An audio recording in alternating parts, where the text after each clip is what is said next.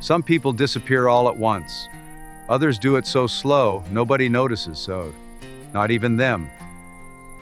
I used to count the days since he left. Then I counted months. Then I just stopped counting altogether. The creek gives less every week.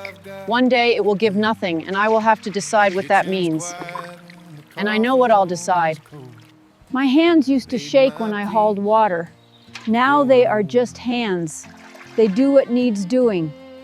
Elara Dawson had a ranch, a name, and 40 years of silence, where a family used to be.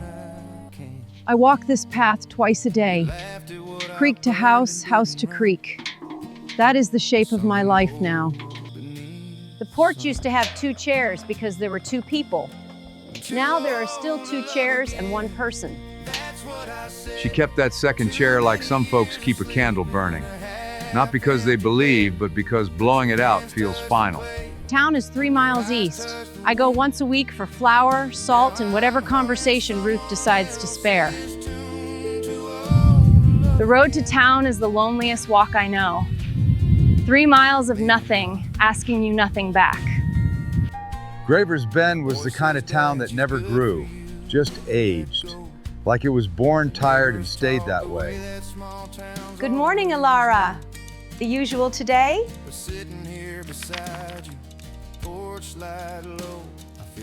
Ruth is not unkind, she is just careful. She gives you exactly what politeness requires and not 1 drop more. I have watched that woman walk in and out of my store for 15 years. I know her order, not her heart. There is a kind of neglect that wears a clean apron and says good morning every time. You cannot argue with it. Nobody in Gravers Bend was cruel to Elara. That was the problem. Cruelty you can name. Indifference just sits there. The walk home always feels longer than the walk there. Maybe because going somewhere gives you a little purpose. I light the lamp because darkness and I are not friends anymore. We have spent too much time together. My husband sat in that chair every evening for 11 years. My father sat in it before him when I was small. I do not talk to ghosts. I just sit where they used to sit and let the quiet be enough for both of us. Some nights I think the stars are the only ones who know I am still here, and they do not seem to mind. That was the shape of her days. Creek, town, porch, dark. A woman living in a circle that got smaller every year. And if you had asked her right then whether she expected anything to change, she would have told you no. The storm came in from the west the way bad news does, though. You could see it building long before it hit. I saw the clouds stacking up before noon. Dark underneath, the kind that means it. I started moving the tools inside. You learn to live with storms when you live alone. You learn what you can save and what you just let go. The wind hit like a hand. The barn took the worst of it. I heard the roof give way before I saw it. When it was over, half the barn roof was on the ground. Rain still coming through what was left like it owned the place. I stood there looking at it and I thought, who am I gonna tell? Who is gonna come? I went into town the next morning. I mentioned the barn. Ruth said she was sorry. That was the whole conversation. I heard about the barn. I meant to send someone. But you know how it is everybody has their own troubles these days. Nobody came. Not that day, not the next. I got a ladder and tried to pull the broken section down myself. The plank slipped, the ladder shifted, and I came down hard on my side. Lay there in the mud for a while. There is a particular kind of silence after you fall, and nobody hears it. It rings louder than the fall itself. I sat in that broken barn with rain coming through the roof and mud soaking through my dress, and I just stopped.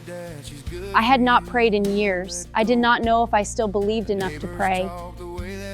But I was so tired of carrying everything. So I said it out loud. I said, if you are there, show me. I cannot keep waking up to nothing. It was not a prayer full of faith. It was a prayer full of emptiness. Sometimes that is the kind God hears clearest. I did not expect an answer. I did not even expect to feel better. I just needed to say it to someone, even if no one was listening. I must have fallen asleep right there on the floor. The rain was the last thing I heard, and it sounded almost gentle. She slept in the ruin of her barn, on the mud floor, with rain for a blanket. And something shifted while she slept. I woke up and the rain had stopped. The silence was so complete it felt like the world was holding its breath. I stepped outside and the prairie was washed clean, everything shining. The air tasted like it had never been breathed before. I did not hear a voice. I did not see a sign. But the morning felt different than any morning I could remember. I have learned that God does not always answer with words. Sometimes he answers with a morning so still you can finally hear yourself. What came next she could not have imagined. But then, that is the whole point. You do not get to imagine grace, it just arrives. He came from the east, riding slow, like a man who had been traveling long enough that the horse set the pace. I have been on this road for longer than I care to count. There are days the horse knows where we are going better than I do. I made a promise once, at a campfire, to a dying man. I have broken plenty of promises, but not that one. 3 territories I have crossed with this bag. Sometimes I thought the woman would already be gone. But a promise does not expire just because it gets hard. The saddlebags he carried looked heavier than a man his size should be hauling. Later, she would understand why. I saw the ranch before I saw her. Sagging porch, dry well, barn with a hole in the roof. A place that had been let go. Then I saw her step onto the porch with a rifle, and I thought, well, she is not gone yet. Not by a long shot. I heard the horse before I saw it. You learn to listen when you live alone. Every sound means something, or it means trouble. A man riding in alone to a woman's ranch is either lost, desperate, or looking for something he should not have. I was ready for all 3. I am not looking for trouble, ma'am. Just water for the horse and a moment of shade. Water is scarce here. Shade you can find anywhere. Why this ranch specifically? She had every right to turn me away. A stranger on a tired horse with a story that sounds too strange to be true. Something about the way he stood there, Hill. Not pushy, not pitiful, just patient deal, made me lower the rifle an inch. I told her my name was Silas. I told her I was a horse trader, which was half true. The other half could wait. He watered the horse at the trough and sat on the edge of the porch without asking. Not rude, bit, just the way trail people settle, like birds on a fence. 2 people who have been alone a long time do not rush into conversation. They circle it, the way you approach a skittish animal. She offered me water in a tin cup. Her hand was steady when she held it out, but she stood far enough back to grab that rifle. I watched him drink and I watched the way he held the cup. You can tell a lot about a man by what he does with small things. He was not a young man. His hands were cracked and his boots were worn through at the soles. But his eyes were clear. Then he said something that made my whole body go still. He said he was looking for a woman named Dawson. I have been looking since you were someone said. I have been looking for someone a long time. A woman named Dawson. She still lives here. She did not confirm it. She did not deny it. But her face changed, and that was answer enough for a man paying attention. The name Dawson is mine. But I have not heard someone say it with purpose in years. I could see she was deciding whether to let me stay or send me off. I did not push. The thing I carried had already waited 20 years. I told him he could sleep in the barn, what was left of it. I was not ready to hear why he had come, but I could not make him leave. I knew from the moment she heard the name. She was the one. And I knew it was going to break her before it healed her. I saw a stranger ride into Alara's place that afternoon. First visitor she has had in maybe longer. That night I sat on one side of the porch and he sat on the other. We did not talk much. But the silence was different. It was the first time in years the silence on that porch had another person inside it. That changes the sound of everything. I lay in that barn looking at the stars through the hole in the roof, and I thought, tomorrow I have to tell her the truth.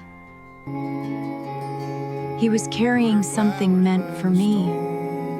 I could feel it the way you feel weather changing.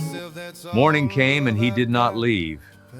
He sat on the porch like he was waiting for permission to say what he came to say. I made coffee because that is what you do when someone is on your porch. It does not mean I was ready to hear him. She brought me coffee without a word, sat down across from me with the rifle leaning against her chair. I respected that. I waited until she looked at me. Not past me, not through me. At me. Then I reached for my saddlebag. He reached into that leather bag the way a man reaches for something holy. Slow, careful, like it might break or burn. It was a Bible. Old, leather-bound, the cover cracked and dark with age and handling. He held it the way you hold someone else's grief. I pulled it from the bag and held it out to her. This belonged to your father. He wanted you to have it. The moment I saw the cover, something in my chest closed like a fist. I knew that leather. I knew that Bible. For my Alara, when I find my way home. I watched her face change the way a frozen river changes in spring. Something cracking underneath that had been holding for decades. I would not touch it. I told him I did not want it. I said my father left me and he chose not to come back. He left when I was 12. Whatever is in that book, it is not for me. He did not choose to leave, Alara. He spent 20 years trying to come back. She said his name like it was poison, and I understood. When someone leaves and does not explain, the child fills the silence with blame. He did not argue with me. He just set the Bible on the porch rail and sat back down, like he had all the time in the world. I was not going to force her. A truth pushed on someone becomes another wound. It had to be her choice to open that cover. Then he started talking, not about the Bible, about a campfire 20 years ago in Montana Territory, about a man he met there. I told her about the night I met Thomas Dawson. I was camped near the Musselshell River, and he stumbled into my fire half-starved and coughing. He was thin and shaking, and the first thing he asked was not for food. He asked if I had ever been to a place called Dawson's Ranch. Thomas Dawson talked about his daughter every night they shared that camp. Every single night. A man haunted by what he left behind. He told me she had her mother's hair and her grandmother's stubbornness. He said when she laughed, you could hear it across the whole property. He said he left because he thought he could find work in the mining camps and come back with enough money to save the ranch. But the mines broke him. The distances broke him. And by the time he had enough for a ticket home, his health was gone. My father spent 20 years trying to come back. That is what this stranger was telling me. And I did not know how to hold that. Thomas Dawson died 3 miles from the main trail, on a hillside, looking south. I buried him and I took the Bible and I made a promise. He told me, find my daughter, give her this, tell her I never stopped walking toward her.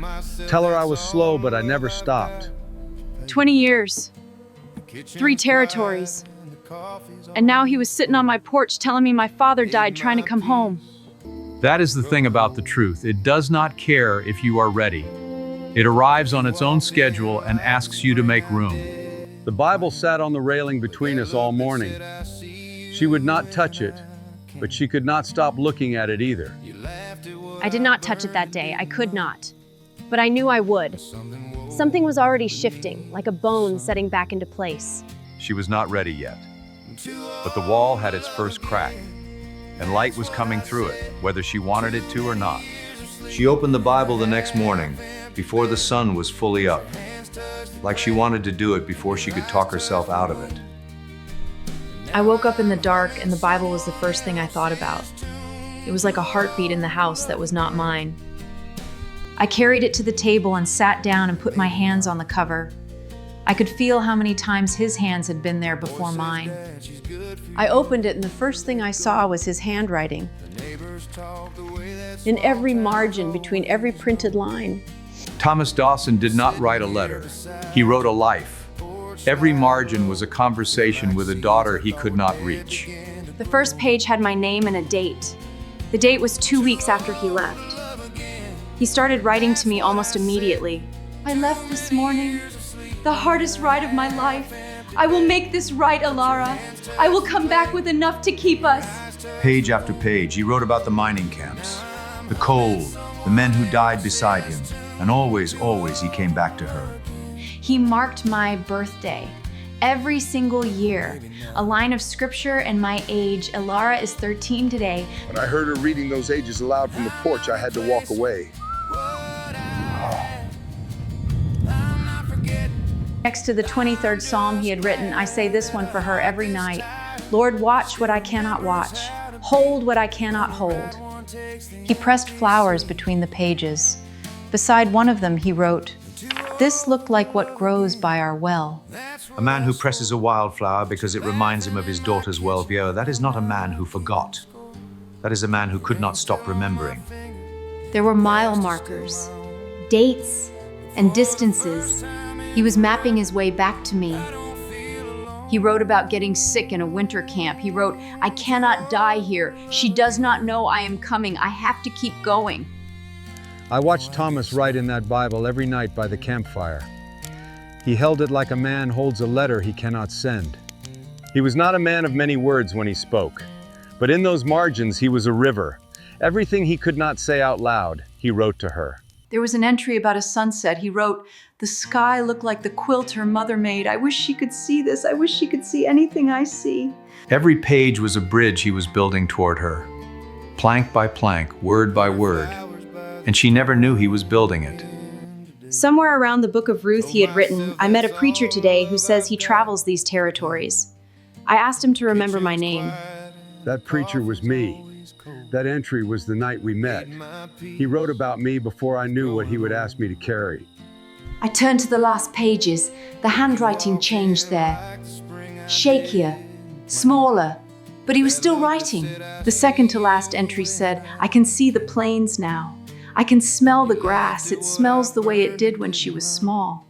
Then I read the last entry, the last words my father ever wrote, and they undid everything I thought I knew about being left behind. He wrote, "I am close now. 2 more weeks. Lord, let her forgive me for being slow." He died 3 days after writing that. 3 days. He was 3 days from finishing a journey that took him 20 years. And the road just took him before he could finish it. I buried him on a hillside facing south, because that was the direction he was walking. I figured he would want to keep looking that way. My father was not a man who abandoned his daughter. My father was a man who walked for 20 years to get back to her and ran out of road. She held that Bible against her chest the way a mother holds a child she thought she had lost. And in a way, that is exactly what it was. Everything I believed about my life was wrong. He did not leave me. He never stopped coming. And it took a stranger on a tired horse to tell me so. What happened next is the part of the story I carry closest. Because it was not about the Bible anymore. It was about her. I sat on that porch with the Bible open in my lap and I could not move. I had just read 40 years of my father's love in one morning. I watched her from across the porch and I could see it happening. 40 years of walls coming apart, one brick at a time. She was not crying yet. She was past crying. She was in that place where the body goes quiet because the heart is too full to move. I have broken enough promises in my life to know what it costs. Watching her hold that Bible, I was glad this was the one I kept. I spent my whole life believing I was the kind of person people leave. My mother died young. My husband died younger. My father disappeared into the West. When everyone leaves, you stop asking why and you start asking what is wrong with you. And you live inside that question for decades. That is the lie she lived under. Not that the world was cruel, but that she was not worth the effort of kindness. That lie is heavier than any cruelty. I thought about Ruth in the shop, polite as a closed door. I thought about every neighbor who waved and never stopped. I used to think loneliness was about being alone, but it is not. It is about being unseen. You can be alone in a crowded room. Silas watched her sitting there, turning the pages slowly, and he understood something most people miss. She needed more than the truth about her father. I had done what I came to do. The Bible was delivered. The promise was kept. But she was sitting there so broken I could not just walk away. I looked at her and I saw something I recognized. I saw myself before some years ago. So I asked her the only question that mattered. I said, "Alara, How long has it been since someone was kind to you? Ilara, how long has it been since someone was truly kind to you? She could not answer. Not because she did not know the answer, but because she could not remember. She actually could not remember. Nobody had asked me that. Nobody. Not in 10 years. Not in 20. When he said it, something inside me just collapsed. I was not crying for my father, I was crying for me. For the girl who sat on this porch at 12 years old and waited for someone to come back. For the woman who nailed the shutters and fixed the fences and hauled the water. And never once heard someone say, you should not have to do this alone. I did not try to stop her. A woman weeping like that is not asking you to fix it. She is asking you to stay in the room while it happens. She wept until the light changed, and when she was finished, it was finished. She did not look smaller. She looked like Selma what? When it was over, I felt emptied out. But not the empty I was used to. This was different. One question, that is all it took. Not the Bible, not the story. One question from a stranger who saw her clearly enough to ask it. The next morning was ordinary, and that was the miracle. After everything that had been torn open, the world just went on being quiet and kind. I woke up and my face was swollen from crying, and the Bible was on the pillow next to me. I had carried it to bed like a child carries a doll. I made coffee. 2 cups this time. I did not think about it. My hands just made 2 cups. I carried the Bible and the coffee out to the porch. He was already there, sitting in the chair that had been empty for 10 years. She came out with 2 cups and did not say a word about last night. She just handed me one and sat down. That was enough. The empty chair was not empty anymore. I know that sounds small, but if you have sat next to an empty chair for 10 years... We sat there watching the prairie wake up. Neither of us in a hurry to go anywhere. And that was new for both of us. Silas, you kept a dead man's promise for 20 years. Why? Why did this one matter? Because I broke so many before it. I needed one promise to mean something. I came here to deliver a Bible. I did not expect to find someone who needed more than a book. But that is how grace works, I suppose. He did not owe me kindness. He owed my father a delivery. But he asked that question anyway, and it changed everything. I opened the Bible to my father's last entry. I am close now. 2 more weeks, and I thought, he was close. He was so close. What her father could not finish, a stranger did. That is the part that makes me believe God pays attention. I was not looking for a reason to stay. I have not stayed anywhere in 20 years. But that morning, I was in no hurry to saddle the horse. I did not ask him to stay. I did not need to. Some things you do not ask for. They just sit down next to you and you let them. I saw something on the road that morning, a figure walking toward the ranch. At first I thought I was seeing things. Nobody visits Ilara. Ruth Hargrove walked half a mile from town to stand at the edge of that property. Something had finally moved her enough to take the walk. I saw the stranger's horse in the yard, and I saw 2 chairs on the porch with people in them, and I thought, well, that is different. She stopped at the gate and she called out to me. Not the usual greeting. She asked how I was doing. She actually asked. I cannot tell you why I walked over there that morning. I just knew something had changed, and I did not want to miss it this time. I could have said fine, but instead, I said the first thing that came to me. She looked at Ruth and she said, "Would you like to sit for a while?" The first invitation she had made in years. And it broke the world open. Would you like to sit for a while? There is coffee, and the morning is worth seeing. I would like that very much, Ilara. I would like that very much indeed. She was not healed. The ranch was still failing, the well was still dry. But the chair was no longer empty. Sit down and stay a while.